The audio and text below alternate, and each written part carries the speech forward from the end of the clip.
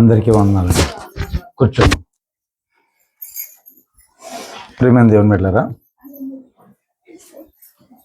దేవుడు మనందరి ఎడల ఎంతో ప్రేమను కనబరిచి కృప చూపించి గడిచిన దినాల నుంచి క్షేమంగా నడిపించి ఈరోజు ఈ దినాన్ని మనం సజీవ లెక్కలో ఉన్నాం. మనందరం అది దేవుడు దయచేసిన కనికరము, కృప. అందుని బట్టి మీ తరపున, నా తరపున, బ్రతుకున్న అందరి తరపున దేవాదేవునికి కృతజ్ఞతావందనాలు తెలియజేస్తున్నాను.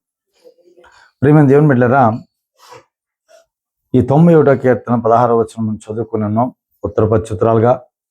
అయితే ఈరోజు మీతో ఒక విషయాన్ని మాట్లాడాలని ఒక ఆశపడి ఇక్కడ సిద్ధపడి ఇచ్చేసి ఉన్నాను. ఈ రోజుల్లో చాలామంది ప్రభుని నమ్మిక ఉంచి మనమందరం ఏకీభవించబడ్డాం. కానీ అదే కొంతకాలానికి వారు ఏం చేస్తున్నారంటే, విశ్వాసంలో ఉన్నామనుకుంటేనే అవిశ్వాసంలోకి వెళ్ళిపోతూ ఉన్నారు. దానికి గల కారణం ఏంటంటే, చెప్పేవారు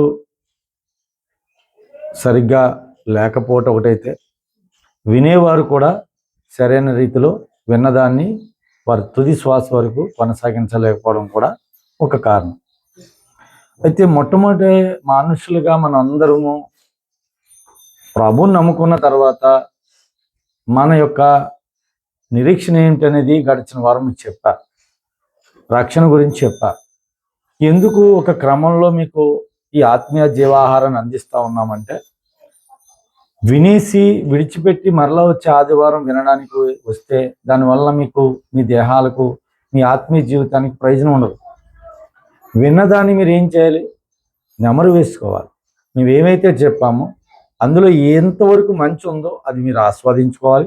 ఒకవేళ మేము తప్పు చెబితే ఆ తప్పుని మీరు విన్న తర్వాత మీరు లేచి కనీసం మీరు కలిసినప్పుడైనా ఇది ఇలా చెప్పారు, ఇందులో ఎంతవరకు మంచి ఉంది అని మమ్మల్ని అడిగినప్పుడు ఏంటి, ఒకవేళ మేము చెప్పింది దాన్ని మేము చూచి సరిదిద్దుకునే అవకాశం మాకు కలుగుతుంది. అందుని బట్టి మనం తిన్న ఆహారంలో, అందుకంటే వాక్యం యెహోవా దేవుడు ఉత్తముడని రుచి చూచి తెలుసుకోండి. రుచి చూడాలి. ఇప్పుడు నేను కారం ఉంది ఇక్కడ, తీగా ఉంటుంది, తిననమ్మంటే మీరు తింటారా? ఏ కారం అని మీకు తెలుసు, రుచి చూచారు. లేదు లేదు తీగా ఉంటుంది తినేనంటే, మరి నేటి క్రైస్తవ సమాజంలో ఎలా ఉన్నారంటే, బోధించేవారు కారాన్ని తగ్గినటువంటి మాటలు చెబుతున్నారు, తీగా ఉంటాయి అని జీవించమంటా ఉన్నారు. కనుక మీరేం చేయాలంటే, వాక్యము మీకు ఆత్మకి అందినప్పుడు అన్ని నెమరు వేసుకోవాలి. మీకు ఎక్కువ చెప్తా ఉంటాను, జంతువులు ఉంటాయి. ఎప్పుడన్నా ఆవులు, గేదెలు, మేసులు ఏం చేస్తూ ఉన్నారు, గబగబా ఏం చేస్తే దొరికిందల్లా తినేస్తూ ఉంటాయి. తినేసి ఆ దొడ్లో తీసుకొచ్చేసి కట్టేసిన తర్వాత కూర్చొని ఆ సంచిలోంచి బయట తీసి నెమరు వేస్తూ ఉంటారు. ఆ నెమరు వేసే దాంట్లో ఏదన్నా వ్యర్థ పదార్థం ఉంటే తీసి బయటపడడానికి ప్రయత్నం చేస్తారు. మనుషులుగా మనము దేవుని జీవాత్మను అందుకున్న మనము, పరమాత్ముడి దగ్గరికి వెళ్ళడానికి ఇష్టపడిన మనము వాక్యమును అలాగే మనం ఏం చేసుకోవాలి? లేదండి నేను చదువుకోలేదండి, లేదండి నాకు ప్రార్థన చేయడం రాదండి, లేదండి నేను గుడ్డివాడినండి, లేదండి నేను నడవలేను. ఇవన్నీ దేహానికి మాత్రమే తప్ప ఆత్మ కాదు. ఇవన్నీ దేహానికి, ఆత్మ కాదు. ఆత్మ ఎప్పుడు కూడా ఆత్మీయుని ఆత్మతో ఆరాధించడానికి నువ్వు ఒంటరిగా ఉన్నా, విడిగా ఉన్నా, లేనిదానివైనా, వయసులో ముసలి వయసు అయిపోయినా, వికలాంగుడు అయినా, వృద్ధుడు అయినా, కంటి చూపు లేకపోయినా ఆత్మకి ఇవన్నీ కూడా ఉండవు. ఆత్మీయుని ఆత్మ సత్యంతో నువ్వు ఆరాధించేటప్పుడు, మోషే ఎవరండి? నత్తివాడిని ఏం చేశాడు? కొన్ని లక్షల జనాలు నడిపించాడు. కనుక గాడిద బిల్లాంకి చెప్పింది, ఒక బోధకుడు తప్పు చేస్తే గాడి చేత మాట్లాడించాడు. బోధకుడే తప్పు చేస్తే, ఒక నడిపించేవాడు తప్పు చేస్తే, కానీ నేటి ఏమైపోతా ఉందంటే, సరైనటువంటి నియమాలు, క్రమాలు లేకపోవడం వలన వాక్యము పెడదవ పడతా ఉంది. ఎందుకు ఈ విషయాన్ని మీకు చెప్తా ఉన్నానంటే, క్రైస్తవ విశ్వాసంలో మనం అందరం ఎవరండి? దేవుని బిడ్డలం. మంచి మాట. మనం అందరం ఎవరు? మొట్టమొదట క్రైస్తవులు, క్రీస్తుని అంగీకరించిన వారు, ప్రభు చెంతకు చేరిన వారు. కనుక ఎవరు మనం? క్రైస్తవులం. ఎవరికీ లేదు ఈ ప్రపంచంలో ఎవరికీ లేదు ఈ యొక్క మాట. ప్రభువుని నమ్మి ఎవరైతే దేవునిలోకి వస్తారో వాళ్ళే క్రైస్తవులు. అంతే. ఎవరు పడితే వాళ్ళు, ఎక్కడో ఆ ప్రాంతంలో ఉన్నవాళ్ళు, ఆ దేశంలో ఉన్నవాళ్ళు, లేకపోతే ఆ గట్టున ఉన్నవాళ్ళు, ఈ గట్టున ఉన్నవాళ్ళు కాదు. యేసుక్రీస్తు యందు విశ్వాసం ఉంచి మారు మనసు తెచ్చుకొని ఆయన ప్రభువు అని నోటితో ఒప్పుకొని నీవు నమ్మి బాప్తీసం తీసుకొని నీటి మునిగిన తర్వాత ఆయన తిరిగి లేచాడని నమ్మితే, మరలా నీ కొరకు వస్తున్నాడని నమ్మితే నువ్వు క్రైస్తవుడు, రక్షణలోకి వచ్చావు. అందుకే గడిచిన ముందు 2 వారాల ముందు రక్షణ చెప్పా, తర్వాత ముందు వారు నిరీక్షణ చెప్పా. ఇప్పుడు మీకు చెప్పబోయే అంశం ఏమిటంటే, క్రైస్తవ విశ్వాసములో యేసుక్రీస్తు ప్రభు ఏమై ఉన్నాడు? చెప్పండి, మీరే చెప్పాలి. యేసుక్రీస్తు ప్రభు ఎవరు, ఏమై ఉన్నాడు? చాలా మంది అంటా ఉన్నారు, వాదనలు పెడతా ఉన్నారు. మన సంఘం చిన్నదే, ఇది ప్రపంచానికి చేరవేయడానికే యూట్యూబ్ ఛానల్ ద్వారా మేము ముందుకు వచ్చా.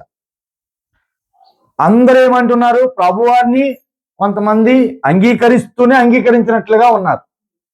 క్రియల్లో, మాటలో, చూపులో, నడవడికలో, తలంపులో, ఉద్దేశంలో, ప్రతిదానిలో ప్రభువుని కనపరచట్లా. ప్రభు అని ప్రతివాడు పరలోకంలో చేరతాడండి? చేరడు. ఆయన మాట విని దాన్ని గైకొని నడుచుకున్నవాడు చేరతాడు. అది కదా వాక్యం చెప్తా ఉంది. కనుక మీకు ఈరోజు చెప్పబోయే అంశం ఏంటంటే, క్రైస్తవ విశ్వాసంలో యేసుక్రీస్తు ప్రభు వారు ఏమై ఉన్నారు? చాలా మంది ఏమంటా ఉన్నారంటే ఆయన మనుష్య కుమారుడు, కొంతమంది ఏమంటా ఉన్నారంటే కృపాకాలం కనుక కుమారుడిగా వచ్చాడు, దేవుని కుమారుడు అనేటువంటి వాదనలు పెట్టుకుంటూ, అన్యుల సంగతి పక్కన పెట్టండి, దేవుని ఎరగని వారి పక్కన పెట్టండి, ప్రభుని తెలియని వారిని పక్క పెట్టండి, సంఘాల్లో ఇప్పుడు ఏమైతా ఉంది, అంగీకరించామంటూనే అంగీకరించినటువంటి తోవలోకి వచ్చేసారు. వాదనలు, విభేదాలు, వితండవాదాలు పెట్టుకొస్తారు. వారు ఏమవుతా ఉన్నారంటే అనేకులు ఏలెత్తు చూపే పరిస్థితులకు వచ్చారు. అందుకని మీకు చెప్పాలనుకున్న అంశం ఏంటంటే, క్రైస్తవ విశ్వాసంలో యేసుక్రీస్తు ప్రభు వారు ఏమై ఉన్నారు? వాస్తవానికి ఆయన మానవుడిగా వచ్చాడు, వాస్తవం. మనుష్య కుమారుడిగా వచ్చి దేవుని చిత్తాన్ని నెరవేర్చి, జాగ్రత్తగా గమనించండి, దేవుని చిత్తాన్ని అంటే దేవుడు ఒక చిత్తం ఉంది, ఆ చిత్తము మనుషుడిగా ఈ మానవుడు ఈ ప్రపంచంలో ఆదాము మొదలుకొని క్రీస్తు ప్రభు వారు వచ్చే వరకు కూడా ఎవ్వరు చేయలేపారు. ఎవరి వల్ల కాలేదు. ఎందుకని? దేవుని చిత్తం ఏంటి అనేది ఎవరికి అర్థం కాల.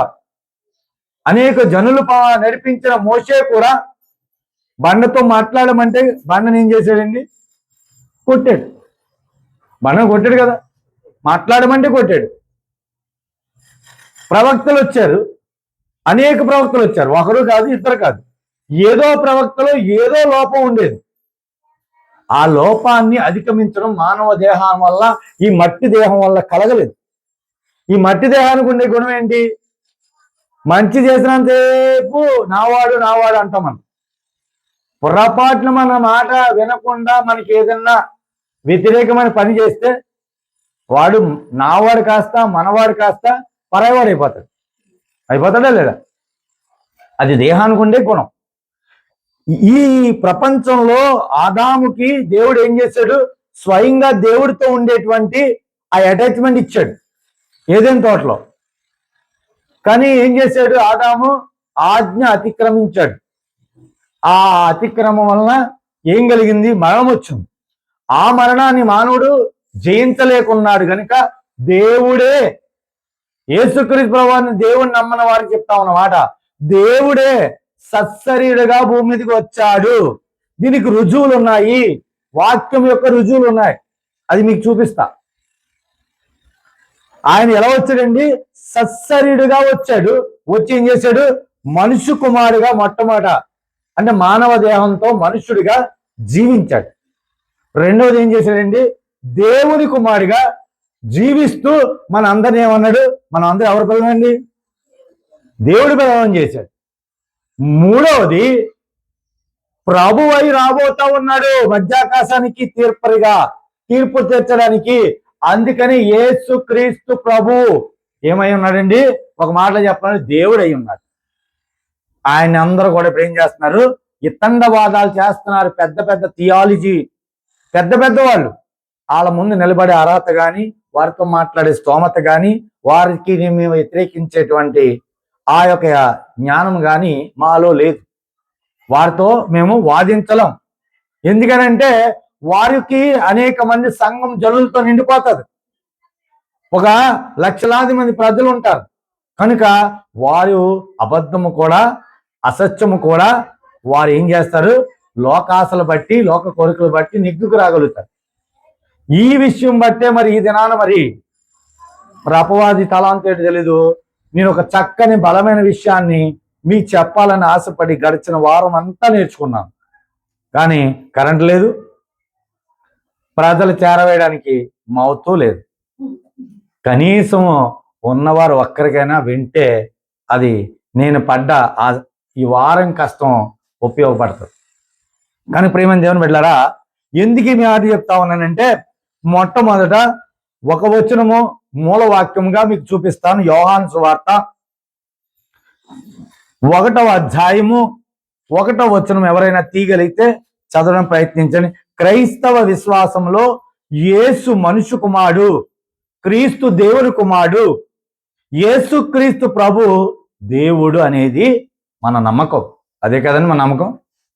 అలాగనే కదా మనం బాప్తిసం తీసుకున్నాం. లేదండి మా అయ్యగారు చెప్పారండి, ఆయన తీసుకోమన్నారు కానీ తీసుకున్నాను అనేవాళ్ళు లోకంలో అనేక మంది ఉన్నారు.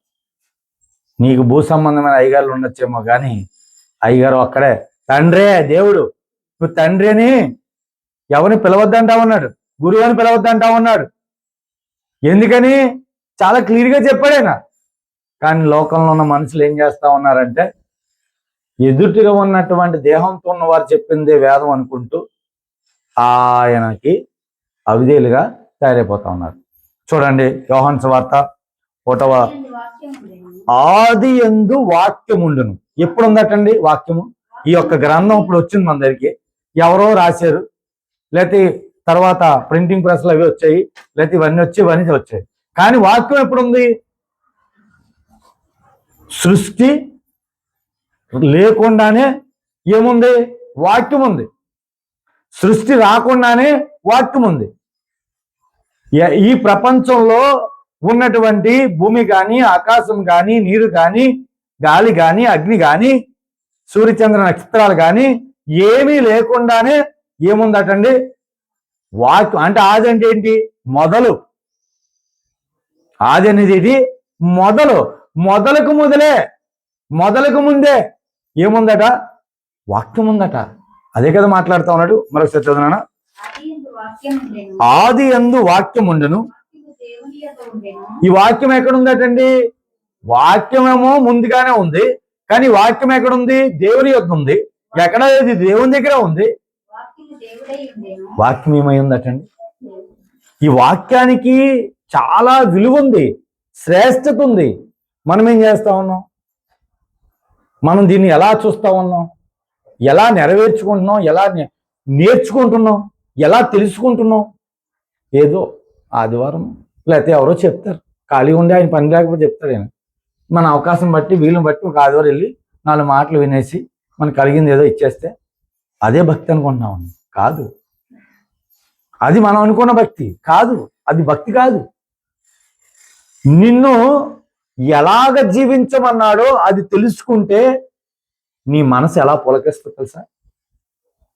నీ యొక్క విధానాలు ఎలా మార్చబడతాయి తెలుసా? నీ బ్రతుకులో దీవెనలు ఎలా వస్తాయో తెలుసా? ఆశీర్వాదాలు ఎలా వస్తాయో తెలుసా? నీ ఊహకు అందవు, నువ్వు ఊహించలేవు. కంటికి కనబడవు, చెవికి కనబడవు, హృదయానికి గోచరించవు. అలా ఉంటది నీ జీవితం. అద్భుతంగా మలచబడుతుంది, ఆశ్చర్యంగా మలచబడుతుంది. కానీ దేవుని బిడ్డలారా, ఆది యందు వాక్యం ఉండును, వాక్యము దేవుని యొద్ద ఉండును, వాక్యము దేవుడై ఉండను. వాక్యము దేవుని మాట అండి, మనుషులు మాట్లాడింది కాదు. ఎంతమంది ప్రవక్తలు రాశారు తెలుసా? దీన్ని ఏ కాలంలో రాశారు తెలుసా? ఒక ప్రవక్తికి సంబంధం లేదు. ఒక కాలానికి మరో కాలానికి సంబంధం లేదు. అనేక సంవత్సరాలుగా నీ గురించి అనేక మంది ప్రవక్తలను దేవుడు సిద్ధం చేసి ఇలా తీసుకొస్తే మనం ఏం చేస్తామంటే ఆదివారం పర్మిట్ చేస్తుంది. ఒక ఆదివారం నాడు అవకాశం బట్టి. కనుక దేవుని బిడ్డలారా, అంచె దినాల్లో ఉన్నాం, అపాయకరమైన రోజుల్లో ఉన్నాం. క్షణపాటున నువ్వు కొనిక్కు తీసిన ఆయన వస్తే నీవు నేను లేపబడతామా లేదో ఒకసారి చూసుకోవాలి. కానీ దేవుని బిడ్డలారా, ఎందుకు అంటే విశ్వాసం యొక్క మూలాన్ని మర్చిపోతున్నారండి. మూలం అంటే మొదలు ఆ మూలం మర్చిపోతున్నారు. బాప్తిజం తీసుకున్నానండి, ప్రభుని తెలుసుకున్నానండి, ఇంకా నాకేటి, ఇంకా రక్షించబడిపోయాను కదా, ఇంకా నా కొరకు ఆయన ఏం చేశాడు, రక్తం కార్చేసాడు, ఆదివారం ప్రభు వల్లకి రొట్టె తీసుకున్నాను, దాక్షారం తీసుకున్నాను, ఇంకా నాకేటి అనుకుంటా ఉన్నాం. కానీ జాగ్రత్తగా ఉండాలి. ఇక్కడి నుంచి అజాగ్రత్త పనిచేయదు, ఏమాత్రం అజాగ్రత్త పనిచేయదు. జాగ్రత్త లేకపోతే ప్రమాదంలోకి మనము జారిపోతాం, నెమ్మదిగా జారిపోతాం. అందుకే అంటా ఉన్నాడు, చాలా జాగ్రత్తగా గమనించండి. ఇదే ఆది యోహాను సువార్తలో 14వ వచనంలో మాట అంటా ఉన్నది చూడండి ఒకసారి. ఆది యందు వాక్యం ఉండును, వాక్యము దేవుని యొద్ద ఉండును, వాక్యము దేవుడై ఉండును. ఇదే 14వ వచనం అంటున్నాడు. ఏం చూడండి, ఆ వాక్యము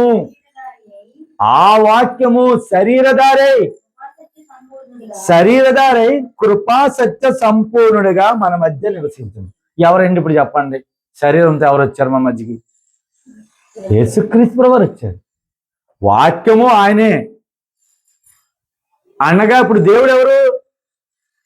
ఆది యందు వాక్యం ఉండును, వాక్యము దేవుని యొద్ద ఉండును, వాక్యము దేవుడై ఉన్నాడు. శరీరముతో మన మధ్యకు వచ్చాడు కదా. ఇప్పుడు యేసుక్రీస్తు ప్రభువు ఎవరు? మనకు దేవుడే కదా. మరి వీళ్ళందరూ ఇతనవాదాలు ఎందుకు చేస్తున్నారండి? ఒక్క వచనం సరిపోదా? ఈ ఒక్క మాట సరిపోదా? ఒప్పుకోవట్లేదండి. ఒప్పుకోనివ్వడు. ఎవడు ఒప్పుకోనివ్వడు? సైతాన్ గాడు ఒప్పుకోనివ్వడు. ఆ సైతాన్ గాడు ఒప్పుకోనివ్వడు కనుక సైతాన్ బ్యాచ్లో వీళ్ళు కూడా ఏమైపోతున్నారు? చేరిపోతున్నారు. ఆయన ఒప్పుకోనివ్వలేదు. ఆ రోజే కాదు, ఈ రోజే కాదు, ఆయనను ఒప్పుకుంటే నీ ఇంటికి వస్తుంది గొడవ, నీ ఒంటికి వస్తుంది కలవరం, నీ పేటలోకి, నీ ఊర్లోకి వస్తుంది. ఇది సత్యం. ఇప్పటికీ ఎవరికి అర్థం కావట్లే. పొర్రపాటున నువ్వు నమ్మి బాప్తిజం రక్షణ తీసుకున్న మరుక్షణం నువ్వు ఎక్కడికి వెళ్తున్నావు?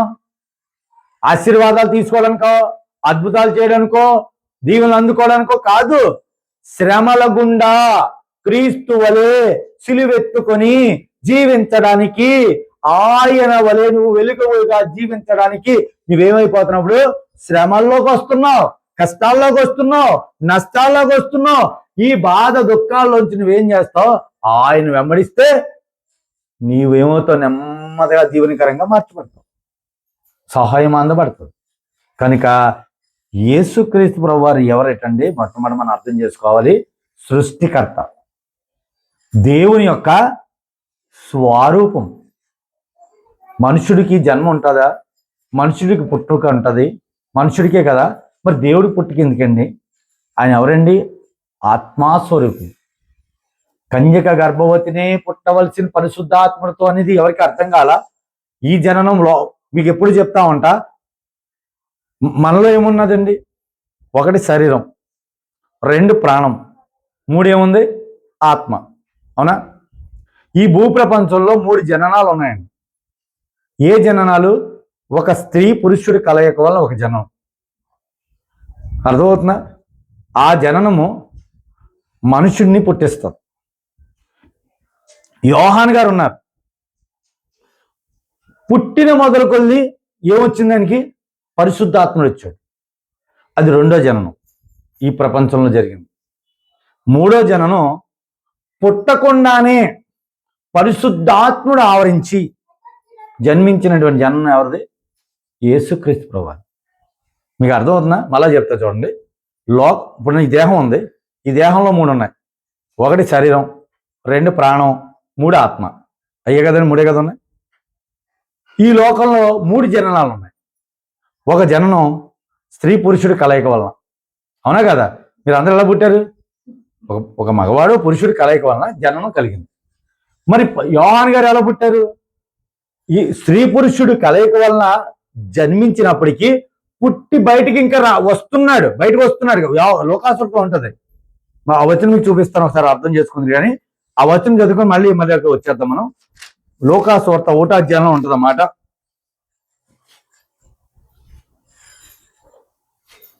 16వ వచనం ఉంటుంది చూడండి, ఎవరైనా తీసినట్లయితే. లోకాసువార్త 1వ అధ్యాయం 16వ వచనము. తల్లి గర్భమును పుట్టినది మొదలుకొని అంటే ఇలా బయటకు వచ్చాడు, పరిశుద్ధాత్ముడు వచ్చాడు. ఇలా బయటకు వచ్చాడు, పరిశుద్ధాత్ముడు వచ్చాడు. మరి నీకు నాకు పరిశుద్ధాత్ముడు వస్తాడు. మారు మనసు వస్తే పరిశుద్ధాత్ముడు వస్తాడు. రక్షణ తీసుకుంటే పరిశుద్ధాత్ముడు వస్తాడు. నీట మునిగి తండ్రి కుమారు పరిశుద్ధాత్మలో బాప్తీసం తీసుకుంటే పరిశుద్ధాత్ముడు. అర్థమవుతుందా మీకు? ఒక జననమేమో స్త్రీ పురుషుల కలయిక వలన, యోహాను గారు ఏమో తల్లి గర్భమును పుట్టినది మొదలుకొని. మరి యేసుక్రీస్తు వారు ఎలా పుట్టారండి? అక్కడే ఉంది ఆయన కూడా. ఆయన ఎలా పుట్టారటండి? పరిశుద్ధాత్ముడు ఆవరించి. ఇంకా ఏంటి? అక్కడ ఎవరున్నారు? పరిశుద్ధాత్ముడు వచ్చిన తర్వాత ఆయన రాక ఎక్కడికి వచ్చింది? తల్లి ఆ స్త్రీలోకి, మరియమ్మలోకి. అంటే దేవుడు స్వయంగా ముందుగా ఏం చేశాడు? పరిశుద్ధాత్ముడు రావడం, ఆయన జననం. ఈ 3 జననాలను జాగ్రత్తగా అర్థం చేసుకుంటే మనకు దేవుడు ఎవరు అనేది అర్థమవుతుంది. అది అర్థం కానిసే మనకు అర్థం కాదు. అది అర్థం అవ్వాలి. అది అర్థమైతేనే మనం ఎందుకు వచ్చాము ఇక్కడికి. ఏంటి మన క్రైస్తవ విశ్వాసం ఏంటి? లేదని బాబు, మా అమ్మాయికి ఉద్యోగం లేదని ప్రభుని నమ్ముకున్నాను. లేదని బాబు, నా పిల్లలు పుట్టలేదని ప్రభుని నమ్ముకున్నాను. అంటే నమ్ముకోండి, వద్దని నేను అంట్లా. ఆ సందర్భాన్ని అవసరాన్ని బట్టి నమ్ముకున్నారు. లేదా నా పిల్లలు పుట్టలేదనో, నాకు ఉద్యోగం లేదనో, అనారోగ్యం వచ్చిందనో, నాకున్న ఆర్థిక ఇబ్బందుల వలనో, ఇతర వాటి వలన నేను దేవుని తెలుసుకున్నాను. మంచిదే, కాదని కంట్లా. తెలుసుకున్నాక సత్యమును లోతుగా మనం ఏం చేయాలి? అర్థం చేసుకోవాలి. అంతే కదా. ఇప్పుడు పిల్లవాడు స్కూల్కి వెళ్తాడండి, ఫస్ట్ కొంట జాయిన్ చేసి వెళ్ళడం. తల్లి ఏం చేద్ది? 2 వాదులు ఆడుతుంది, కొడుతుంది, పంపిస్తుంది, స్కూల్కి తీసుకెళ్తుంది. టీచర్ కూడా కొడుతుంది. ఒక రోజు వచ్చాక ఆడేం చేస్తాడు? పొద్దున్న లెగుతాడు, గబగబా స్నానం చేస్తాడు, వాళ్ళ అమ్మని గసురుతాడు, బాక్స్ పెట్టమంటాడు, పరిగెడతా ఉంటాడు. మనం వచ్చిన దగ్గర నుంచి ఆ పరుగు మనలోకి రావాలి. దేవులోకి వచ్చేసినప్పుడు వచ్చాక ఇంకా ఆదివారం వస్తుందంటే పరిగెట్టాం. మనం పరిగెడుతున్నామా? ఏదో నెమ్మదిగా వచ్చేస్తున్నాం, వెళ్ళిపోతున్నాం. అంటే ఈ యొక్క దైవానికి కూర్చున్నటువంటి దైవత్వము, దేవుడి గురించి అవగాహన, ప్రభు గురించి ఆ పరిపక్వత, క్రీస్తుని అంగీకరించే విధానంలో మన యొక్క నడవడిక, ఎదుగుదల, అభివృద్ధి, ఆశీర్వాదాలు మనకు అర్థమైతే ఖచ్చితంగా మనం ఎలా ఉంటాం? ప్రభుని, దేవుడు అనేటువంటి విషయంలో లోతైన అవగాహన మనం చేసుకుంటాం. సృష్టికర్త. రెండోది ఆయన ఎవరు? దేవుని స్వరూపం. మూడోది ఏంటి తెచ్చండి? గ్రంథంలో దేవుడిగా పిలువబడ్డాడండి. పిలువబడ్డా లేదా? మీరు విన్నారా లేదా? చూసారా లేదా? వాక్యం విన్నారా లేదా? కానీ ఇప్పుడు ఏం చేస్తున్నారు? అందరూ ఒప్పుకోని అట్లా. ఎవరు ఇల్లు? పెద్ద పెద్ద సేవకులండి. వాళ్ళ ముందు మేము నిలబడ్డానికి కూడా పనిచేయము. కనీసం వాళ్ళు వస్తే మమ్మల్ని అలా గెంటేస్తారు. అంత పెద్ద పెద్ద సేవకులు డిబేట్లు పెడుతుంటే మాకు ఆశ్చర్యం వేస్తుంది. ఏమైపోయింది ఇన్నాళ్ళు మీ జ్ఞానం? ఏమైపోయింది మీ యొక్క భక్తి? ఏమైపోయిందంటే అపవాదిగాడు ఎప్పుడైనా గమనించండి, అది చాలా తెలివైనాడు. ఇప్పుడు ఆ సేవకుడిని ఒక్కని తప్పిస్తే అక్కడ వచ్చే లక్షలాది మంది ఏమైపోతారు? చెదిరిపోవడం కాదు, నరకం పోతారు. ఈ నరకం పోతారు, ఆయన వాళ్ళు నరకం పోతారు. అవునే కదా. ఇప్పుడు ముందు వెళ్ళేటువంటి ఇంజిన్ ఉందండి ఒక ట్రైన్కి. ఇంజిన్ పట్టాల మీద కాకుండా కింద నుంచి వెళ్తుంది, పొలాలకి ఎట్లంట. వెనకాల వచ్చే పెట్లు ఎక్కడి నుంచి వస్తాయి? పట్టాలు వస్తాయా? రావు కదా. తెలివిగా వాడు ఏం చేస్తున్నాడంటే, అపవాది సైతాన్ గడు, ఆ నాయకుడు ఎవరైతే ఉన్నాడో, ఆ సేవకుడు ఎవరైతే ఉన్నాడో, ఆ బోధ చేసేటువంటి ఆ పాస్టర్ ఎవరైతే ఉన్నారో, ఆ పాస్టర్ని ఏం చేస్తున్నాడు? పట్టుకుంటున్నాడు, వాడిని త్రోవ తప్పిస్తున్నాడు, అగాధానికి, నరకానికి తీసుకుపోతున్నాడు. అతన్ని అనుసరించే వారు వీరందరూ ఏమైపోతున్నారు? అతనితో పాటు ఎడగెళ్ళిపోతున్నారు, కింద పోతున్నారు. కనుక మీరేం చేయాలి? వినేసి విడిచిపెట్టకూడదు. ఆ వాక్యమును మీకు దేవుడి చెప్తాడు, ప్రార్థన చేయండి, దేవుని అడగండి, ప్రభువా ఇందులో ఏది సత్యమో, పలానా ఇలా చెప్పాడు, పలానా ఇలా చెప్పాడు, ఇందులో ఏది దైవ మర్మము అని గ్రహించడానికి మీరేం చేయాలి? దేవుడి సహాయం తీసుకొని ప్రార్థన చేస్తే దేవుడు నేర్పిస్తాడు, తెలియజేస్తాడు.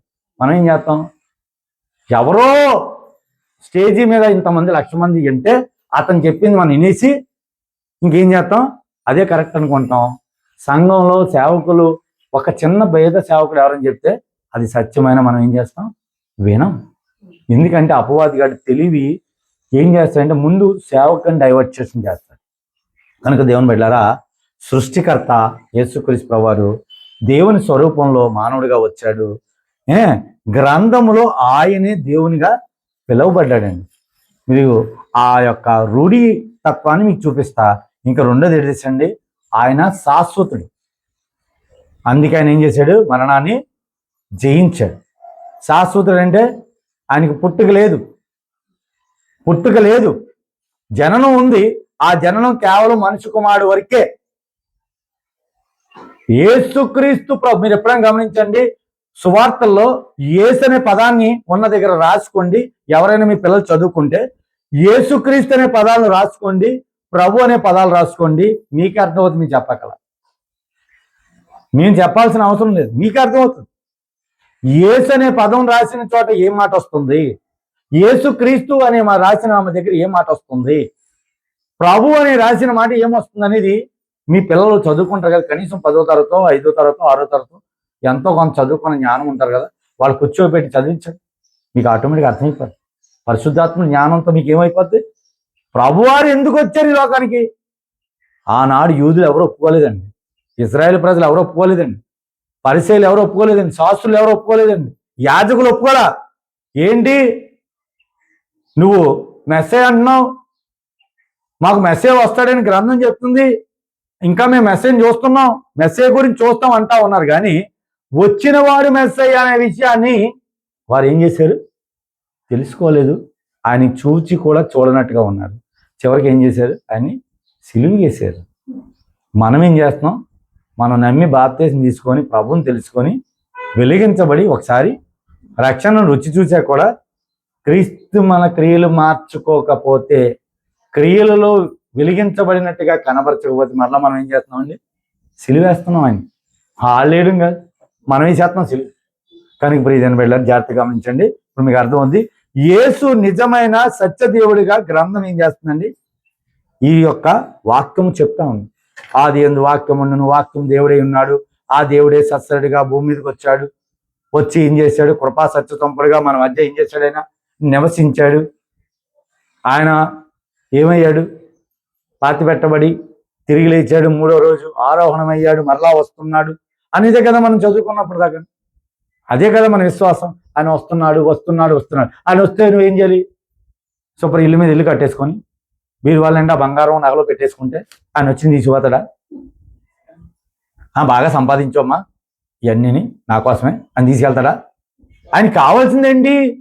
నీలో నీతి ఉండాలి, నీలో యథార్థత ఉండాలి, నీలో పరిశుద్ధత ఉండాలి, నీలో పవిత్రత ఉండాలి. అవి ఉంటే కదా ఆయన తీసుకెళ్తాడు. అదే కదా ఆయన కోరుకుంటున్నాడు.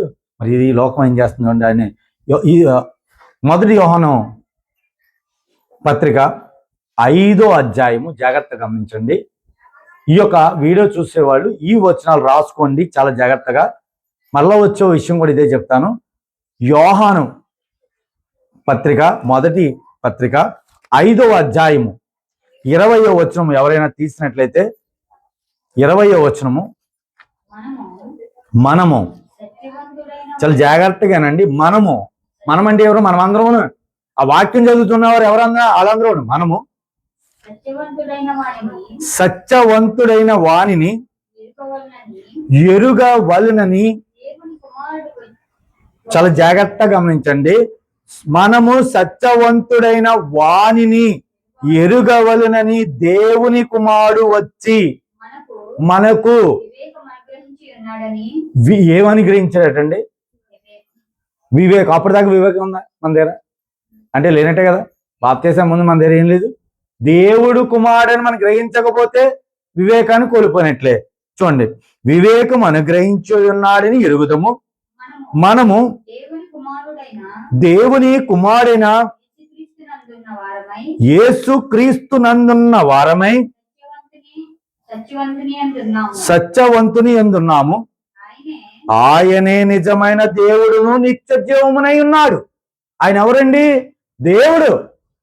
మరి ఏం చేస్తున్నారు వీళ్ళు? నమ్ముకున్నామని నమ్మలేనట్టుగా ఉన్నారు.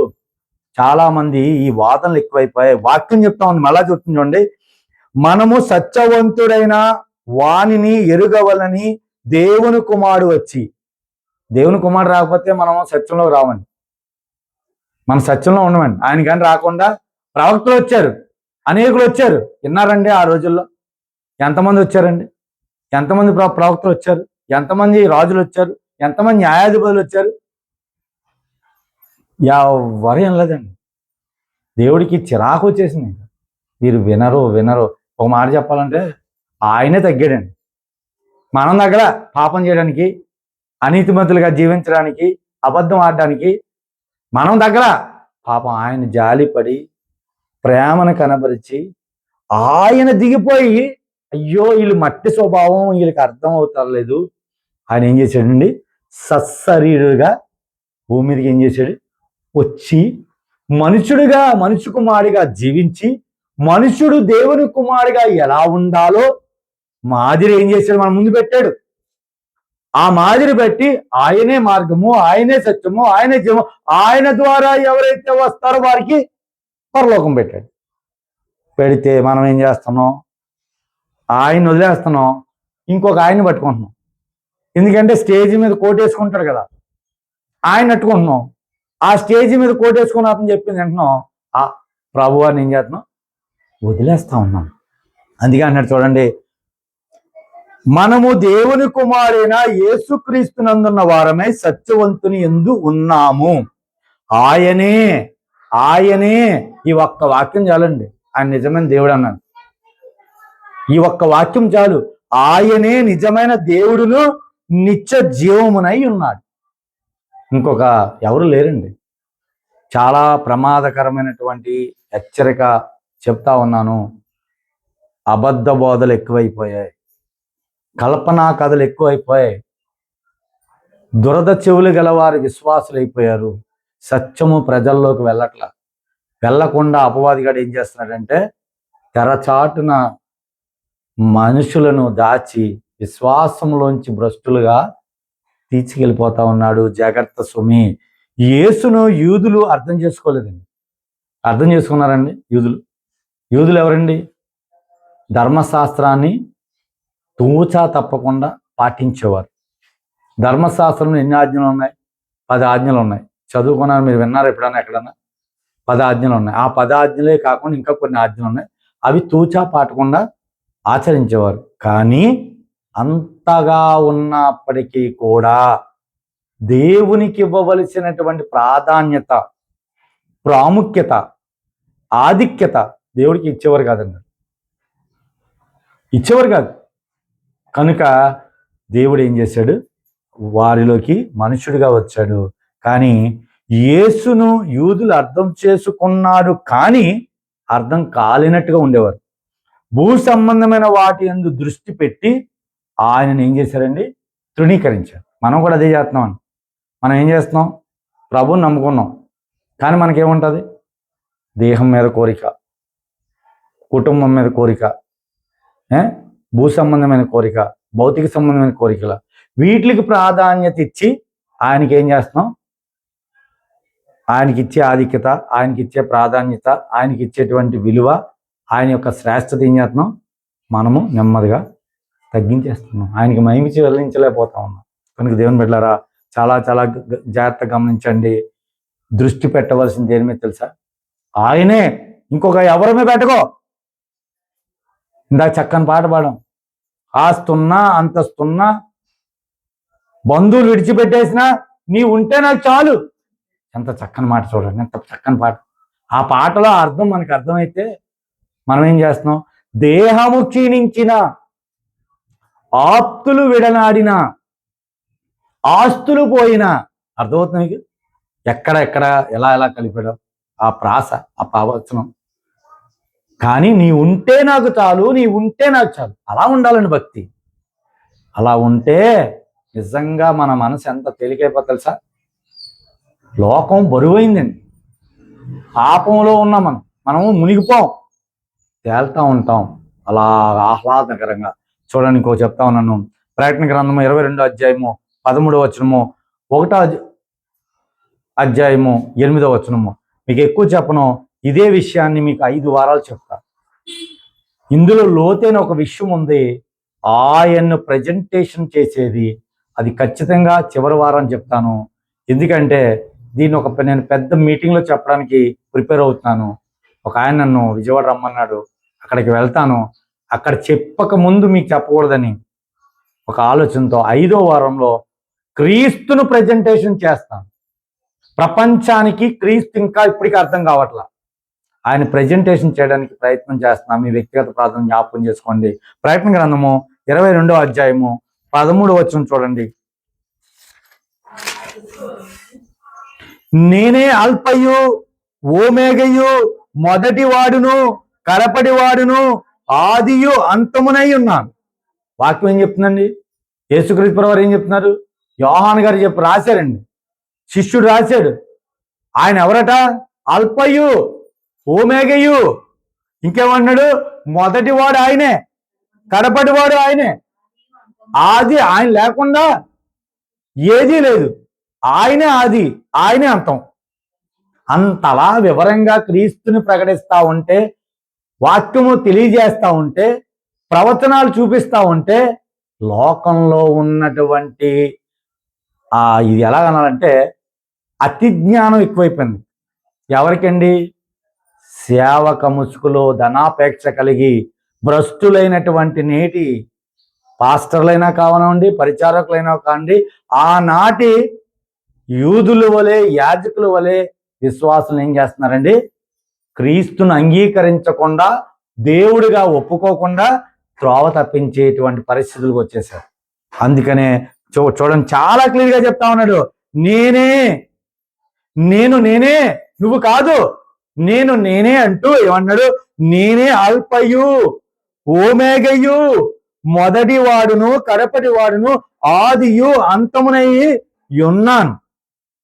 ఇంకెంతకన్నా బలమైన మాట కావాలండి క్రీస్తుని ప్రకటించడానికి? ఇంకో మాట చూడండి, ఇదే ప్రకటన గ్రంథంలో 1వ అధ్యాయంలో 8వ వచనం. మళ్ళీ ఎవరు తీసినట్టు చదవండి. 1:8 ఏమంటున్నాడండి? అల్పయు ఓమేగయు నేనే అంటూ, చూడండి, నేనే అంటూ వర్తమాన అంటే వర్తమానం అంటే ఏంటండి? వర్తమానం అంటే ఏంటి? బోత్ అంటే ఏంటి? భవిష్యత్తు అంటే 3 కాలాలు ఉంటాయి దశ మీకు. జరిగిపోయిన కాలం, ప్రస్తుత కాలం, రాబోయే కాలం. అర్థమవుతుందా? దీన్ని మనం వాడుక భాషలో మాట్లాడుకుంటాం. అంటే జరిగిపోయిన కాలం ఒకటి, ఇప్పుడు మనం ఉన్నదాన్ని ప్రస్తుత కాలం అంటారు, ఇది రాబోయే కాలం అంట ఇది. కానీ ఇది మన వాడుక భాషలో, కానీ దైవికమైనటువంటి మాటల్లో ఎలా మాట్లాడుతున్న మాట చూడండి చాలా జాగ్రత్తగా. వర్తమాన భూత భవిష్యత్ కాలంలో ఉండువాడను నేనే. అంటే జరిగిపోయిన కాలంలోనూ కూడా యేసుక్రీస్తు ప్రభువారు ఉన్నారు, ప్రస్తుతం కూడా యేసుక్రీస్తు ప్రభువారు ఉన్నారు, భవిష్యత్తులో కూడా యేసుక్రీస్తు ప్రభువారు ఉన్నారు. కానీ లోకం ఏం చేస్తుంది? ఒప్పుకుంటలా. అప్పుడు ఒప్పుకోలే, ఇప్పుడు ఒప్పుకోలే, ఎప్పుడు ఒప్పుకున్నావు. ఒప్పుకుంటే అపవాది గారికి కలవరపాటు వచ్చేస్తుంది. అందుకని చూడండి, చాలా జాగ్రత్త చెప్తాడు. నేనే అని సర్వాధికారియు దేవుడు నాకు ప్రభు సెలవిచ్చుతున్నాడు. ఇది గ్రంథంలో ఎంతలా రాసి ఆయన దేవుడిని ప్రజెంటేషన్ చేస్తా ఉంటే, వాళ్ళు అన్యులు అంటే తెలియదండి, ప్రభు గురించి అన్యులకు తెలియదు. మనం చెప్తా ఉంటాం. బాప్తీసం తీసుకున్న వాళ్ళకి ఏమైంది? బాప్తీసం తీసుకున్న వాళ్ళు వీళ్ళందరూ ఏంటి? వాదనలు, ఇతర వాదనలు వేస్తాను. మీ దగ్గర ఏమైనా సెల్ ఫోన్లు ఉంటే చూడండి, మీకు అర్థమవుద్ది. మీ పిల్లలు వాళ్ళ దగ్గర సెల్ ఫోన్లు ఉంటే వీళ్ళు చేసే పాటలు, ఈ స్కిట్టింగ్లు, ఈ యాక్షన్లు మీకు అర్థమవుద్ది. అమ్మో, ఇలా ఉన్నారా నేటి క్రైస్తవులు, పెద్ద పెద్ద నాయకులని మీకు ఆశ్చర్యం కలుగుతుంది. కనుక దేవుని బిడ్డలారా, చూసారా ప్రవచనం? ఇప్పుడు ఇవన్నీ కొత్త నిబంధనలు ఉన్నాయి. పాత నిబంధనలో ప్రవక్త అయినటువంటి యెషయా యేసుక్రీస్తు ప్రభువుని ప్రవచించడం లేదండి. ముందుగా యెషయా గ్రంథం 9:6లో ఉంది చూడండి, కావాలితే. మీకు మీకా గ్రంథం 5:2లో ఉంది చూడండి, ఒకసారి చూసుకుందాం. దేవుని బిడ్డలారా, యెషయా గ్రంథము 9వ అధ్యాయము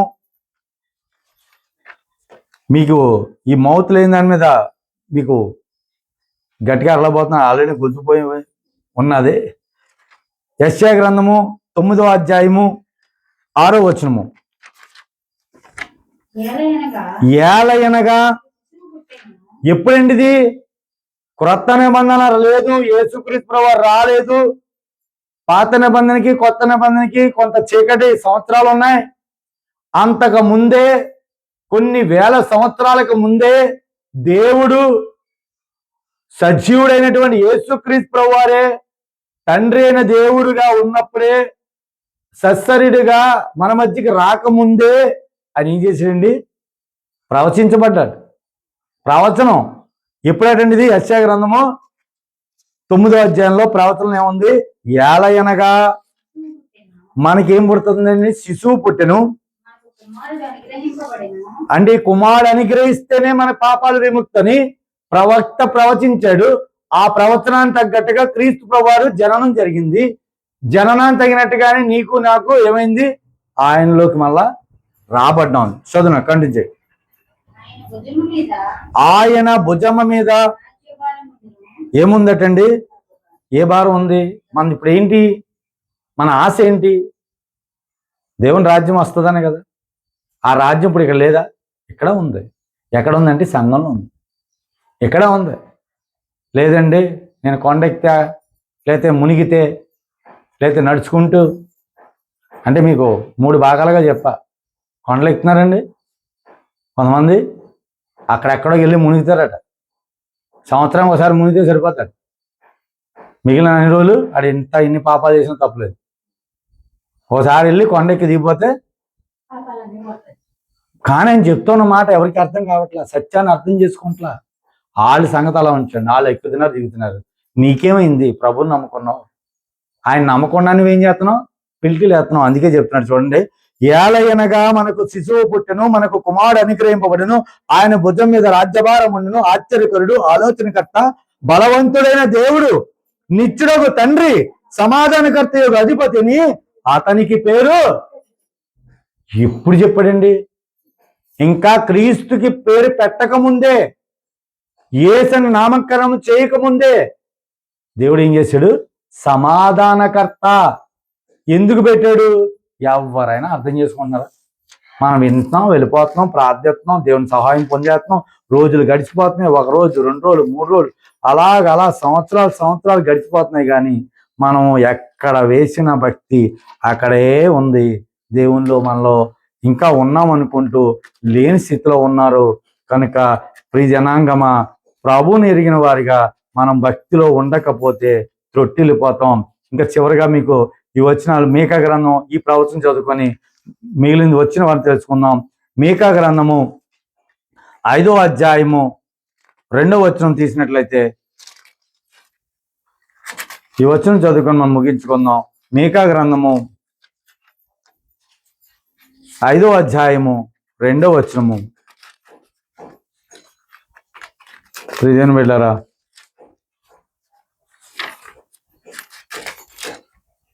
మీకా గ్రంథము 5వ అధ్యాయము ఎవరిని తీసినట్లయితే చదవండి. 5:2 చదువు. యూదా వారి కుటుంబములలో నీవు స్వల్ప గ్రామమునైనను నా కొరకు ఇశ్రాయేలు ఎలబోవాడు నీలో నుండి వచ్చును. ఆయన పశువుల పాకలో ఎందుకు పుట్టాడండి? ప్రవచించబడ్డాడు. బెత్లెహేం అనే ఊర్లో ఎందుకు పుట్టాడు? ఆయన ప్రవచనం అది. ఏ రాజులు లేరా అప్పుడు? పెద్ద పెద్ద ధనవంతులు లేరా? పెద్ద పెద్ద గొప్పోళ్ళు లేరా? అక్కడే పుట్టచ్చు కదా. కానీ ఆయన నీ కొరకు, నీ కొరకు, నీ కొరకు, నా కొరకు, నా కొరకు, మన మానవుల కొరకు ఏమేడు? తగ్గిపోయాడు. మనం ఎందులో తగ్గుతున్నాం? తగ్గిపోయి ఎక్కడికి వచ్చాడు? నేను పశువుల పాకలోకి వచ్చేసాడు. ఎందుకు తెలుసా? ప్రవచించాడు. బెత్లెహేం అనే ఒక ఊరుంది. ఆ ఊరిలో యూదా వారి కుటుంబంలోంచి రావాల్సి ఉందని ఆ ప్రవచనాన్ని తగ్గట్టుగా ఏం చేసేయండి? బెత్లెహేం. మనం పాటలు పాడుతుంటావా బెత్లెహేమ గురించి? కానీ ఆ ప్రవచనం నెరవేర్పు కొరకు ఏం చేశాడు? ఆ బెత్లెహేం అనే ఊరిలో పుట్టాడు. ఎందుకు పుట్టాడు తెలుసా? నీవు నన్ను మార్చుకొని మనసు మార్చుకోమని విధేయత చూపించమంటా ఉన్నాడు. కానీ మనకి ఇంకా రావట్లా. ఆయనలో ఉన్నామనుకుంటున్నాం, కానీ లేకుండా ఉంటా ఉన్నాం. ఈ జనాంగమా, ఆయన ఎరిగితేనే కనుక ఆయనే నిజమైన దేవుడు. ఇంకో దేవుడు లేడు. నువ్వు రాయికో రప్పకో చేతులతో చేసిన దానికో, కొన్ని వారాల ముందు చెప్పాను మీకు, విన్నారో లేదో? విగ్రహము ఎలా వస్తుందట? మనము దేని మీద అయితే ఆధారపడతామో, దేని మీద, ఇప్పుడు 1,00,000 జీతం ఉందండి, ఆ 1,00,000 జీతం మీదే ఆధారపడిపోయి దాని కొరకు నేను ఏదన్నా చేయడానికి త్యాగం, అవసరమైతే దేవుని కూడా పక్క పెడేస్తే అది ఏమైపోతుంది? ఇప్పుడు ఆ ధనం ఏమైపోతుంది? విగ్రహం అయిపోతుంది. ఆ విగ్రహం అయిపోయి నేను ఏమైపోతున్నాను? అది బంధువైనా, చుట్టవైనా, స్నేహితుడైనా, నీ దేహమైనా, నీ శరీరం అయినప్పటికీ కూడా ఆయనకే నువ్వు ఇవ్వాలి ఘనత, ఆయనలే నువ్వు చూడాలి, ఆయనకి ఇస్తేనే. అలా కాకుండా నువ్వు దేనికన్నా ప్రాధాన్యత ఇచ్చి ఆయన తక్కువ చేస్తే నువ్వేమైపోతున్నావు? విగ్రహారాధికుడు అయిపోతున్నావు. కనుక దేవుని బిడ్డలారా, చివరికి ఇంకొక వచనము చదివి ముగించేస్తాను. యోహాను సువార్త 5వ అధ్యాయము 23వ వచనం ఎవరైనా తీసినట్టు చదవండి. అలాగే రోమిలు రాసిన పత్రిక 10:9 కూడా చదివి, యోహాను 5:23, యోహాను సువార్త 5. జాగ్రత్తగా గమనించండి. తండ్రిని గణపరుచున్నట్లుగా అందరూ, వాక్యం చెప్తుందండి. యెహోవా దేవుడు, మనం అలాగే దాన్ని ప్రార్థన చేస్తాం, తండ్రి, కుమార, పరిశుద్ధాత్మ. అంటే ముగ్గురు ఎవరు అంటే ఒక స్వరూపాన్ని మనకి ప్రెజెంటేషన్ చేస్తూ దేవుడు ఒక్కడే. దేవుడు ఒక్కడే. ఆయనే సజీవుడు, ఆయనే సృష్టికర్త, ఆయనే మనుష్య కుమారుడిగా, మానవుడిగా భూలోకానికి వచ్చాడు. ఆయనే దేవుని కుమారుడిగా జీవించాడు, దేవుడిగా రాబోతూ ఉన్నాడు. అందుకే చూడండి, చదువున్నాను మళ్ళీ, చాలా జాగ్రత్తగా చెప్తున్నాడు. తండ్రిని గణపరుచున్నట్లుగా అందరూ కుమారుని గణపరచవలని తీర్పు తీర్చుటకు సర్వాధికారము కుమారునికి అప్పగించి ఉన్నాడు. కుమారుని గణపరచని వాడు వాక్యం చెప్తుందండి, కుమారుడిని గణపరచని వాడు ఆయనను పంపిన తండ్రిని కూడా గణపరచు. అంతే కదా వాక్యం చెప్తున్నమాట, చాలా బలంగా చెప్తున్నమాట. ఇంకా చివరిగా ఈ ఒక్క వచనం చదువుకొని మనము ముగించుకుందాం. ప్రియమైన బిడ్డలారా, వచ్చే వారము మీకు చెప్పే విషయం ఏంటంటే, దేవుడు తనను తాను ఎలా ప్రత్యక్షతలో తీసుకొచ్చాడు, ఎందుకు మనుష్యుడిగా ఈ లోకానికి వచ్చాడు. ఈ వచనం చదువుకొని మనం ముగించుకుందాం. ప్రియమైన బిడ్డలారా, ఫిలిప్పీయులకు రాసిన పత్రిక, రోమిలకు రాసిన పత్రిక 10వ అధ్యాయము 9వ వచనం. చాలా జాగ్రత్తగా గమనించండి. యేసు ప్రభువని చాలా చెప్తా ఉన్న వాక్యం ఏంటంటే, నీ నోటితో ఒప్పుకుంటే నువ్వు రక్షించబడతావు, నా నోటితో నేను ఒప్పుకుంటే నేను రక్షించబడతా. ఈ లోకంలో ఎంతమంది అయితే మానవులు ఉన్నారో వాళ్ళందరూ వాళ్ళ నోటితోనే ఒప్పుకుంటే రక్షణ పడతారు. చూడండి మళ్ళీ చదివా, యేసు ప్రభు అని నీ నోటితో ఒప్పుకొని దేవుడు మృతులలో నుండి ఆయనను లేపనని నీ హృదయమందు విశ్వసించినలా నీవు అప్పుడే రక్షించబడతావు. అప్పుడే నోటితో ఒప్పుకోవాలి. మారు మనసు తీసుకోవడానికి మొట్టమొదటి స్టెప్ ఏంటండి? ఆయన ప్రభువు అని ఒప్పుకోవాలి, ఆయన దేవుడు అని ఒప్పుకోవాలి, ఆయన రక్షకుడని ఒప్పుకోవాలి, ఆయన శరీరంతో వచ్చాడని ఒప్పుకోవాలి. అదే కదా మనం ఒప్పుకోలు. ఆ ఒప్పుకుంటేనే కదా మనకి బాప్తీసం ఇస్తారు. బాప్తీసం ఇచ్చేవాడు మీరు ఎప్పుడైనా చూసారండి? ఎలా ఇస్తారు బాప్తీసం? లేదండి, నన్ను బాగా కండ్లు వచ్చాయి, నాకు బాప్తీసం ఇమ్మంటే ఇస్తారా పాస్టర్ గారు? మంచి ఉద్యోగం వచ్చిందండి, బాప్తీసం ఇమ్మంటే ఇస్తారా? లేదండి, నేను ఈ రాష్ట్రానికి ముఖ్యమంత్రిని అయ్యాను, నాకు బాప్తీసం ఇవ్వండి అంటే ఇస్తారా? ప్రధానమంత్రిని అయ్యాను, బాప్తీసం ఇమ్మంటే ఇస్తారా? ఎవరు కదా. దేనికి బాప్తీసం ఇస్తారు? ఎవరైతే బాప్తీసం తీసుకుంటున్నారో ఆ వ్యక్తి ఏం చేయాలి? నోటితో ఒప్పుకోవాలి. ఏమని ఒప్పుకోవాలి? నేను పాపిని. ఫస్ట్ నేను పాపిని, నా పాపముల కొరకు ఆయన శిలువ మీద రక్తము కార్చాడు, మనుషు కుమారుడిగా యేసు భూలోకానికి వచ్చాడు, దేవుని కుమారుడిగా జీవించాడు, దేవుని కుమారుడిగా నాకు అర్హతిస్తున్నాడు అని ఒప్పుకుంటే ఏమనాలి? ఆయన ఏమని ఒప్పుకోవాలండి? ప్రభువు ప్రభువు ప్రభువు అని ఒప్పుకుంటే నీకేమవుతుంది? రక్షణ అవుతుంది. అంతే, ఇంకోటి ఏం లేదు. అక్కడి నుంచి నువ్వు ఎలా ఉండాలి? ఇంకా రక్షించబడినట్లుగా నీతిగా జీవించడం మన యొక్క ప్రథమ కర్తవ్యం. చివరగా ఫిలిప్పీయులకు రాసిన పత్రిక 2వ అధ్యాయము 11వ వచనంలో ఇంకో మాట ఉందండి. దీనికి అనుసంధానంగా ఫిలిప్పీయులకు రాసిన పత్రిక 2వ అధ్యాయము 11వ వచనము. ప్రతి నాలుక, ప్రతి నాలుక, ఇంకోటి కాదు, అంటే నోటే ఒప్పుకోవడం కాదండి. కొంతమంది మాట్లాడుతుంటే పక్కడికి వినబడుతుంది అంటారా? అందుకని దేవుడు ఏం చెప్పాడు? ప్రతి నాలుక, చదువునాను, తండ్రి అయిన దేవుని మహిమార్థమే. తండ్రిని మహిమపరచాలంటే నువ్వేం చేయాలి? యేసుక్రీస్తును ఒప్పుకోవాలి. యేసుక్రీస్తును ఒప్పుకుంటేనే తండ్రిని మహిమపరుస్తావు. అందుకని ప్రతి వాని నాలుకయు తండ్రి అయిన దేవుని మహిమార్థమే యేసుక్రీస్తు ప్రభువు అని ఒప్పుకొనున్నట్లును దేవుడు ఆయనను అధికముగా హెచ్చించి ప్రతి నామమునకు పైనామము. ఏ నామం ఉండాలి పైన? ఆయనే. నువ్వు ప్రార్థన చేసినా, నేను ప్రార్థన చేసిన ఎండండి. దేవుడు ఎండో. మన ప్రార్థన ఎలాలంటే నజరేయుడైన యేసుక్రీస్తు వారి పుణ్యనామమున అడుగుతున్నాము ప్రభువా, తండ్రి, దేవ అంటేనే వింటాడు. లేకపోతే ఎండ నేను. ఎందుకంటే నీ మాట నా మాటకి విలువ లేదు. మనుష్యుడిగా, మానవుడిగా భూలోకానికి వచ్చి దేవుని కుమారుడిగా జీవించి దేవుని చిత్తాన్ని నెరవేర్చి దేవుడిగా రాబోతున్నాడు కనుక ఆయన మాటతో చివరి ప్రార్థన చేసి ఎప్పుడైనా మీరు ఎప్పుడు గమనించారా? ప్రార్థన చివర ఈ మాట ఖచ్చితంగా ఈ ప్రపంచంలో ఎవరైనా సరే వాడవలసిందే. ఆ నామం ఏంటి? యేసుక్రీస్తు పుణ్యనామమున అడిగి బ్రతిమాలుతున్నాం. అడిగి బ్రతిమాలుతాం అని చెప్పేమంటాం మనం? ఆమేన్ అంటాం. అలాగని అంటామని ప్రార్థన చేసినాడు, లేదా ఇంకోలా అంటామా? ఎప్పుడైనా ప్రార్థన చేశారా మీరు? అర్థమవుతుందా మీకు? ఆ నామం బట్టే కదా. ఆయన రాకపోతే దేవుడండి ఎప్పుడో భూమి నాశనం చేసేసాడు. ప్రేమ తగ్గట్టు కృప చూపించి వాక్యముతో ఏం చేస్తున్నాడైనా ఆదరిస్తా ఉన్నాడు. అయ్యో నా బిడ్డ, రా నాన్న, మార్చుకో. తాగుబోతాడువా మాని, వ్యభిచారువా మాని, అబద్ధమా ఇంకా ఆడకు, దొంగతనం చేసావు ఇంక చేయకు. ఎంత వెసులుబాటు ఇచ్చాడండి. మనం ఏం చేస్తున్నాం? దేవుడి కరుణామయుడు. ఆదివారం ప్రభా అనేస్తాను, సోమవారం, మంగళవారం, బుధవారం, లక్షవారం, శుక్రవారం, శనివారం పాపం చేసేస్తాను, మళ్ళీ మోకాలు వేసి పశ్చాత్తాపంతో దేవుని అడిగేస్తాను, మళ్ళా కరుణించేస్తాడు.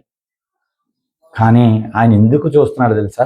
మారతావేమో ఒకరోజు కాపన అలా చూస్తాడు. నీ గురించి అంత ఆశగా చూస్తాడు. చూచి ఎన్ని రోజులైనా నువ్వు వినకపోతే, ఎన్ని సంవత్సరాలైనా మారకపోతే, నీ ఆరోగ్యం క్షీణించినా, నీ కుటుంబం బంధువులు నిన్ను విడిచిపెట్టినా, నీ స్నేహితులు దూరం అయిపోయినా, నీ శ్రేయోభిలాషులు నిన్ను వద్దనుకున్నా, నీ బిడ్డలే వద్దనుకున్నా, నీలో ఇంకా భక్తికి తగినట్లుగా ఎదగకపోతే ఒక క్షణము ఆయన పట్టుకొని చేయి విడిచిపెట్టేస్తాడు. అంతే. ఇప్పుడు మన పిల్లలు ఉన్నారండి, చెబుతాం మారినానా మంచిగా ఉండు, మారినానా మంచి చెప్పగా ఆడు విన్నంత కాలం చెప్పడం ప్రయత్నిస్తాం. ఎంత చెప్పినా వినకపోతే ఏం చేస్తాడు? మనమన్నా మనుషులైన మనమే వదిలేస్తున్నామే, దేవుడు విడిచిపెట్టాడండి. కానీ దేవుడు ఇంకెక్కువగా మనల్ని ప్రేమించాడు కనుక మారుతాం. అవకాశం మీద అవకాశం పదే అవకాశాలు ఇస్తూ ఉంటాడు. అవకాశాలని సద్వినియోగం చేసుకొని మారకుండా లోకం వైపు తిరిగి శరీర కోరికలు తెచ్చుకొని భ్రష్టులైపోతే, సామెతలు అంటాడు 29లో, ఎన్నిసార్లు గద్దించినా విననొల్లకపోతే హఠాత్తుగా ఏమొస్తుందటండి? మరణం వస్తుంది. ఇందా పాడుకున్నాం కదా, భక్తికి ప్రాణము ప్రార్థన. నువ్వు మట్టిలోకి వెళ్ళిపోయాక ప్రార్థన చేస్తానంటే అవుతుందా? పాతి పెట్టేదో ప్రార్థన చేస్తానంటే అవుతుందా? లేదండి ప్రాణం పోయాక ఆయన దగ్గర కూర్చొని యథార్థ చూపిస్తానంటే అవుతుందా? నీవు శరీరంలో ఉన్నప్పుడే, దేహంతో ఉన్నప్పుడే నీతిగా జీవించడానికి ప్రయాసపడు.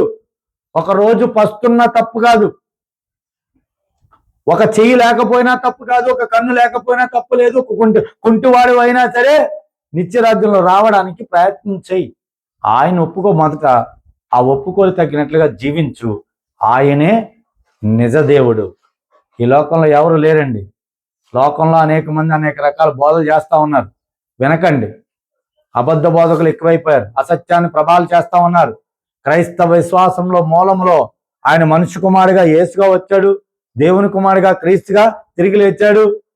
యేసు క్రీస్తు ప్రభు వారిగా దేవుడిగా మన మధ్యాకాశం రాబోతున్నాడు. ఇంతకన్నా రూఢి లేదు. అనేక వచనాలు ఉన్నాయి. మరలా వచ్చేవారు దీని మీదే మీకు కొంత క్లుప్త వివరణ ఇస్తాను. అందరూ కళ్ళు మూసుకుని ప్రార్థన చేసుకుందాం. పరిశుద్ధుడా, ఘనమైన దేవుడా, తండ్రి దేవా, మీ కృతజ్ఞత వందనాలు, స్తుతులు స్తోత్రాలు తండ్రి. మరి ఈ దినం మాకు నేర్పించిన ఈ యొక్క పాఠం బట్టి మీకు స్తుతులు స్తోత్రాలు తెలియజుకుంటున్నాం దేవా. మరి నేర్చుకొని వినేసి ఇంటికి వెళ్ళిపోయి మరలా వచ్చి మేము మరలా మిమ్మల్ని అడిగేవారిగా కాకుండా విన్న తగ్గినట్టుగా మమ్మల్ని జీవించమని అడుగుచు, నీవే నిజదేవుడు అని, నీవే సత్యదేవుడు అని, నిన్ను ఒప్పుకున్న ప్రభు అని ఒప్పుకున్న ప్రతివారు జీవించేలా సహాయం చే దేవుడా. తండ్రి, మీరు ఇచ్చినటువంటి తలాంతరం బట్టి కృతజ్ఞత వందనాలు తెలియజేసుకున్నాం ప్రభా. తండ్రి నాయనా, మరి ఈ యొక్క దినాన్న మరి ఎంతమంది అయితే విన్నారో, ఈ యొక్క యూట్యూబ్ ఛానల్ ద్వారా ఎంతమంది అయితే వింటున్నారు, విన్నవారందరూ వారి మనసులు ప్రేరేపించబడి క్రీస్తుని అంగీకరించి దేవుని కొరకు జీవించి ఆయనే నిజదేవుడని నమ్మి ప్రభు రాకడ పర్యంత వరకు ఒకళ్ళు బ్రతుకున్నట్లయితే సజీవంగా ఉన్నట్లయితే జీవించే ఆ యోగ్యత ఎన్నిక వారికి దయచేయమని అడుగుచు, ఈ కొద్ది ప్రార్థన మీ సన్నిధిలో చేర్చుకుంటారని మీ ప్రియపుత్రుడు మా రక్షకుడు యేసుక్రీస్తు వారి యొక్క దివ్య నామం అడుగుచున్నాము పరమ తండ్రి. ఆమేన్, ఆమేన్. అందరికీ వందనాలు. ఆరాధన ఒక భాగమైంది ప్రభురాత్రి భోజన కార్యక్రమం. ఇది ప్రతి ఆదివారం మనం అవలంబించాలి. కొరింథీయులకు రాసిన మొదటి పత్రిక 11వ అధ్యాయము 23 నుంచి 30 వచనం వరకు మన మధ్యన ఉన్నటువంటి భావనగా చదువుతారు.